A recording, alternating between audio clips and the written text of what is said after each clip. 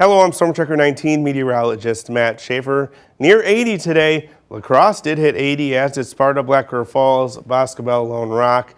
Viroqua, for whatever reason, that sensor, even though we're getting the proper hourly temperatures in, the high and low of the day has just not been good. The high's been reading 91 pretty much every single day, despite the hourly temperatures seemingly correct. So ignore that, but the rest of us at least in the upper 70s here this afternoon. And hitting 80 in La Crosse is important because, well, it's another day this month of hitting 80 degrees. The 16th day hitting 80 degrees, now tied for fourth most in La Crosse's recorded history.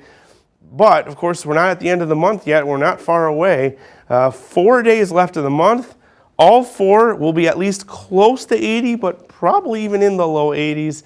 Certainly isn't my forecast, but I can't guarantee it at this point. But if we do get all four, 16 plus 4 is 20, and that would tie us for the most number of 80-degree high temperatures in La Crosse's recorded history, with 4 days left in the month.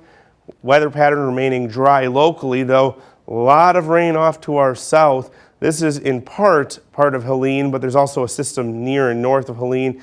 This is Helene right here, approaching Charlotte tomorrow morning, the outer bands.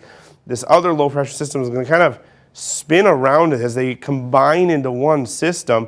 And what ends up happening is all this moisture just spins in place. Here we're now at Saturday morning, and we might get rain as far northwest as Chicago and central Illinois, but not here in southwest Wisconsin in the Coulee region, where we're going to stay dry and mostly sunny.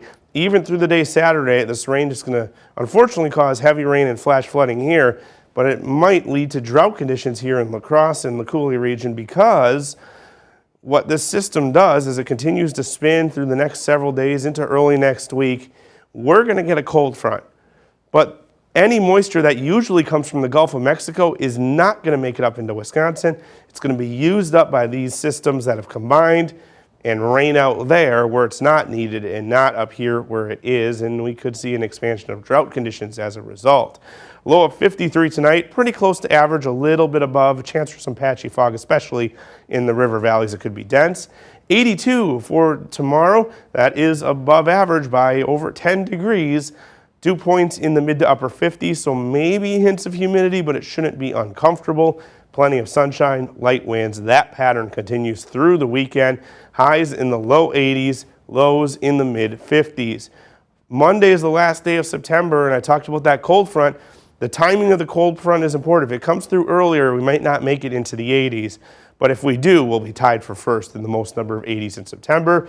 But just on cue with October, we're back closer or even a little bit below average Tuesday night, back closer to average for the rest of next week. And we do have a slight chance of rain in the forecast, though it's not till Thursday, and it's not a great chance at this point.